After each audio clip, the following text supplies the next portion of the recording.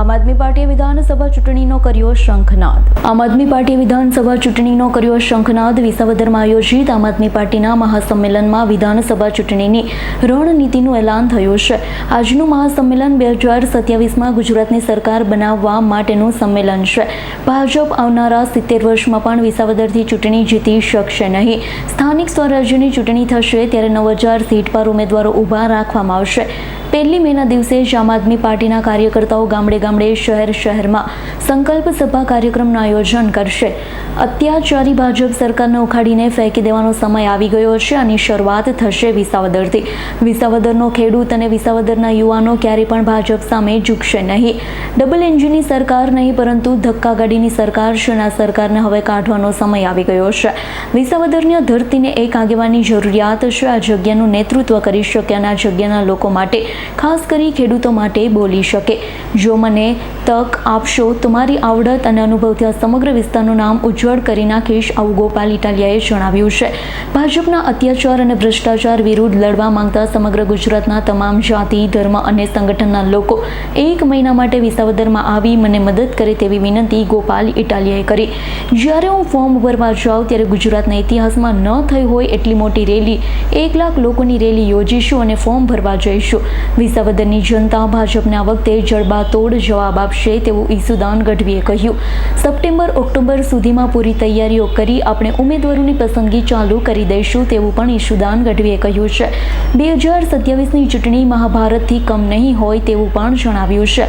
આપણે વધુ મજબૂતાઈથી કામ કરીશું, સંગઠન બનાવીશું, ઘરે ઘરે પહોંચીશું. તો હાલ જે લોકો આપણી સામે બેઠા છે તેમાંથી જ અનેક લોકો ચૂંટાઈને વિધાનસભામાં જશે તેવું મનોજ સોરઠિયાએ જણાવ્યું છે. ગોપાલભાઈને વિસાવદરની વિધાનસભા ચૂંટણીમાં વિજય બનાવી દો, ત્યારબાદ અમે સાથે મળી વિધાનસભામાં જનતાને, ખાસ કરીને ખેડૂતોના સવાલ ઉઠાવીશું તેવું ચૈતર વસાવાએ કહ્યું. જેના પર ગુજરાતના યુવાનોની નજર છે, જેને લોકો આદર્શ સમજે છે તેવા આપ ઉમેદવાર ગોપાલ ઇટાલિયાને અમે વિસાવદરના મતદારોના ખોળે મૂકવા માટે અમે આવ્યા છીએ તેવું રાજુ કરપડાએ કહ્યું છે. આમ આદમી પાર્ટીએ આજે વિસાવદરમાં મહાસંમેલન યોજી 2027ની ચૂંટણીનો શંખનાદ કર્યો છે. આજે આમ આદમી પાર્ટીના ગુજરાત પ્રદેશ પ્રભારી ગોપાલ રાય, સહપ્રભારી ગુલાબસિંહ યાદવ, સહપ્રભારી દુર્ગેશ પાઠક, પ્રદેશ પ્રમુખ ઈસુદાન ગઢવી, આમ આદમી પાર્ટીના નેશનલ જોઈન્ટ સેક્રેટરી અને વિસાવદર પેટા ચૂંટણીના ઉમેદવાર ગોપાલ ઇટાલિયા, પ્રદેશ સંગઠન મહામંત્રી મનોજ સોરઠિયા, ડેડિયાપાડાના ધારાસભ્ય ચૈતર વસાવા, જામજોધપુરના ધારાસભ્ય હેમંત ખવા આ સહિત મોટી સંખ્યામાં પદાધિકારી અને કાર્યકર્તાઓ વિસાવદર ખાતે આમ આદમી પાર્ટીના વિશાળ કાર્યકર્તા મહાસંમેલનમાં ઉપસ્થિત રહ્યા છે. આવા સમયમાં લોકો પૂછી રહ્યા છે કે ભાજપ સામે વિકલ્પ કયો છે, પરંતુ હકીકત એ છે કે ગુજરાતમાં ભાજપ જરૂરી નહીં પરંતુ મજબૂરી છે. અત્યાર સુધી લોકોએ ભાજપને મજબૂરીમાં વોટ આપ્યા, પરંતુ હવે બદલવાની શરૂઆત થઈ ગઈ છે. એટલા માટે જ આજે વિસાવદરની ધરતી પર સમગ્ર ગુજરાતના તમામ જિલ્લાઓના લોકો આજે ઉપસ્થિત રહી. ગુજરાતમાં એક મિથ્યા હતી કે ગુજરાતમાં લોકો ત્રીજા પક્ષને અપનાવતા નથી, પરંતુ 2022ની વિધાનસભા ચૂંટણીમાં લોકોએ આમ આદમી પાર્ટીને 41 લાખથી વધુ વોટ આપ્યા ત્યારે નક્કી થઈ ગયું લોકો ત્રીજા પક્ષને અપનાવે છે, પણ ત્રીજો પક્ષ જીતી પણ શકે છે. આમ આદમી પાર્ટીએ પોતાની રણનીતિ બનાવી દીધી છે. અલગ અલગ ચરણમાં 2027 સુધી અમારું અભિયાન ચાલશે. હાલ ક્વાર્ટર ફાઇનલની ચૂંટણી છે. સેમીફાઇનલ જાન્યુઆરી-ફેબ્રુઆરીમાં યોજાશે. ફાઇનલ મેચ આપણે 2027માં વિધાનસભા ચૂંટણીમાં થશે. ભાજપ પાસે પૂર્ણ બહુમતી સરકાર હતી, તેમ છતાં તેઓએ આમ આદમી પાર્ટીના ધારાસભ્યને દબાણ અપાવી રાજીનામું અપાવ્યું. આજથી અમે વિસાવદરની ચૂંટણીનો શંખનાદ કરી રહ્યા છીએ. વિસાવદરની ચૂંટણીનું એલાન થશે ત્યારથી હું પણ વિસાવદરના ખેડૂતો સાથે આવીને બેસીશ. ત્યારબાદ જ્યારે જાન્યુઆરી-ફેબ્રુઆરીમાં સ્થાનિક સ્વરાજ્યની ચૂંટણી થશે, 9000 સીટ ઉપર ઉમેદવારો ઊભા રાખવામાં આવશે. 26 લોકસભા, 182 વિધાનસભા પ્રભારીઓને જવાબદારી સોંપી દીધી છે. આમ આદમી પાર્ટી વિસાવદરના ઉમેદવાર ગોપાલ ઇટાલિયાએ વિસાવદરની જનતા સમક્ષ અને હજારોની સંખ્યામાં ઉપસ્થિત કાર્યકર્તાઓ સમક્ષ પોતાની વાત રજૂ કરી હતી.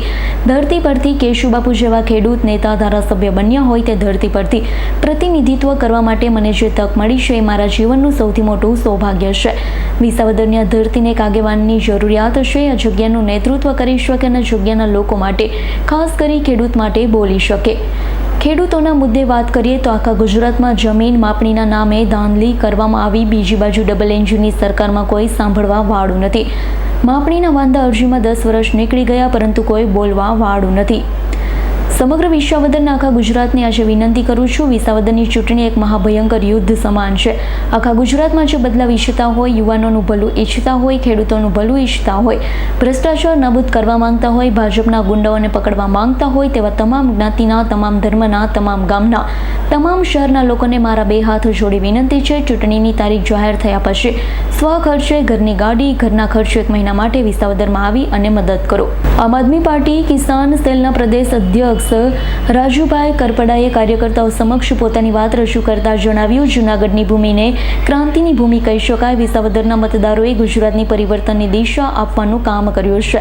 જે લોકો પોતાની પાર્ટીને દુનિયાની સૌથી મોટી પાર્ટી માને છે તે લોકોને તેની ઓકાત બતાવવાનું કામ વિસાવદરના લોકોએ કર્યું છે.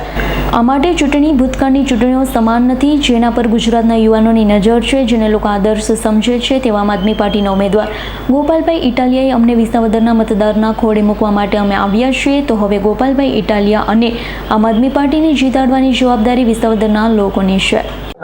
આજનો જે કાર્યક્રમ હતો વિસાવદરમાં, એના વિશે શું કહેશો? જી, આજે વિસાવદરમાં કાર્યકર્તા સંમેલનનું જે આયોજન આમ આદમી પાર્ટી દ્વારા જે થયું, ખરેખર ગુજરાતભરના તમામ કાર્યકર્તાઓ આ સંમેલનની અંદર હાજર રહ્યા હતા અને ખાસ વિસાવદરના ખૂબ મોટી સંખ્યામાં ખેડૂત આગેવાનો, તમામ આમ આદમી પાર્ટીના કાર્યકર્તાઓ ખૂબ મોટી સંખ્યામાં હાજર રહ્યા. અને ખૂબ સારી વાત છે કે આવા તડકાની અંદર પણ 2 થી 3 કલાક કાર્યક્રમ ચાલ્યો. બધાએ ખૂબ સારી રીતના જે નેતાશ્રીઓની જે સૂચનાઓ હતી, જે પ્રમાણેની આગળની રણનીતિ હતી, એ બાબતે સાંભળી અને આવનારા સમયની અંદર જે રણનીતિઓ ઉપર આજે ચર્ચા થઈ છે એ પ્રમાણે આખા વિસાવદરથી લઈને આવનારા સમયની તાલુકા પંચાયત, નગરપાલિકા, મહાનગરપાલિકાઓની ચૂંટણીનો લડાશે એના આજથી પડઘમ વાગ્યા છે. અને આવતીકાલથી વિસાવદરમાં આમ આદમી પાર્ટીના તમામ કાર્યકર્તાઓની સાથે ચૂંટણી પ્રચારમાં સૌ જોડાશે. આમ આદમી પાર્ટીનો એક વખત વિસાવદર અને બેસાણની જનતાએ વિશ્વાસ કર્યો તો આ વખતે કઈ રીતે જુઓ છો? અત્યારે અમે જેટલા ગામડાઓ પર ફરીએ છીએ, લોકોને મળીએ છીએ, તમામ લોકોનો એક જ અવાજ છે કે આ વખતે વિસાવદર માંગે છે પરિવર્તન અને આ વખતે ગોપાલભાઈ ઇટાલિયા ખૂબ જંગી બહુમતીથી જીતશે. લોકો ઈચ્છે છે, વડીલો ઈચ્છે છે, ખેડૂતો ઈચ્છે, તમામ લોકો કહે છે કે આ વખતે અમારે ગોપાલભાઈ ઇટાલિયા. એટલે વિસાવદરની જનતાએ તો મન બનાવી જ લીધું છે કે આ વખતે આમ આદમી પાર્ટીની સીટ પરથી ગોપાલભાઈ ઇટાલિયા ખૂબ મોટી બહુમતીથી જીતશે. જે વિસાવદરની જનતાએ આમ આદમી પાર્ટી પર ભરોસો મૂક્યો, આમ આદમી પાર્ટીના જે ઉમેદવાર હતા ભૂપતભાઈ, એને જીતાડીને વિધાનસભામાં મોકલ્યા કે ભૂપતભાઈ આ વિસ્તારના ખેડૂતોનો અવાજ બને, રીસર્વેમાં થયેલા ગોટાળા એની અવાજ મૂકે. સાથે આ જે અહીંયા જે કૌભાંડો થાય છે, મગફળીમાં કૌભાંડો થયા, ડાંગરના કૌભાંડો થયા, જેવા અનેક કૌભાંડોનો અવાજ વિધાનસભામાં ગુંજે, એના માટે ભૂપતભાઈ પર ભરોસો હતો. પણ ભૂપતભાઈએ અહીંના ખેડૂતોનો વિશ્વાસઘાત કરીને ભારતીય જનતા પાર્ટીની લાલચમાં આવીને ભારતીય જનતા પાર્ટીમાં જોડાઈ ગયા, જેનાથી જે પેટા ચૂંટણી આવી છે ત્યારે આ ગુજરાતના યુવાનોનો અવાજ, અમારા સૌના માર્ગદર્શન અને આમ આદમી પાર્ટીના જુજારુ નેતા એવા ગોપાલભાઈ ઇટાલિયાને આ પેટા ચૂંટણીમાં ઉમેદવાર તરીકે આમ આદમી પાર્ટીએ જાહેર કર્યા છે. એની શરૂઆત આજે આ અમારું પ્રથમ કાર્યકરોનું સંમેલન હતું, ત્યારે અમને વિસાવદરની જનતાને અમે અપીલ કરવા માટે આવ્યા છે કે ગોપાલભાઈ ઇટાલિયાને એક તક આપે અને તમારો જે સ્વાભિમાનની વાત છે, ખેડૂતોના સ્વાભિમાનની વાત છે, એ ગોપાલભાઈ પર ચોક્કસ ભરોસો કરે અને વિસાવદરમાં આમ આદમી પાર્ટીના ઉમેદવાર તરીકે ગોપાલભાઈને જીતાડવા માટે આજે ગુજરાતના તમામ વિસ્તારોમાંથી કાર્યકરોની અહીંયા સારું સંમેલન હતું. અને આવનારા દિવસોમાં અમે તમામ લોકો ભારતીય જનતા પાર્ટીની આ તાનાશાહી સામે, આ જે ગુજરાતમાં ચાલી રહી ભય, ભ્રમ અને ભ્રષ્ટાચાર સામે અને એમની નકલી કારોબારની સામે વિસાવદરની બેઠક જીતવા માટે આજે અમારું મોટા પાયે કાર્યકરોનું સંમેલન હતું. અને આવનારા દિવસોમાં આ સંમેલનની સાથે સાથે આવનારી તાલુકા જિલ્લા પંચાયત હોય કે આવનારી 2027માં હોય, આમ આદમી પાર્ટી ગુજરાતમાં તમામ બેઠકો લડશે અને પૂરી મજબૂતાઈથી લડશે. Bureau report, S9 news, Surat.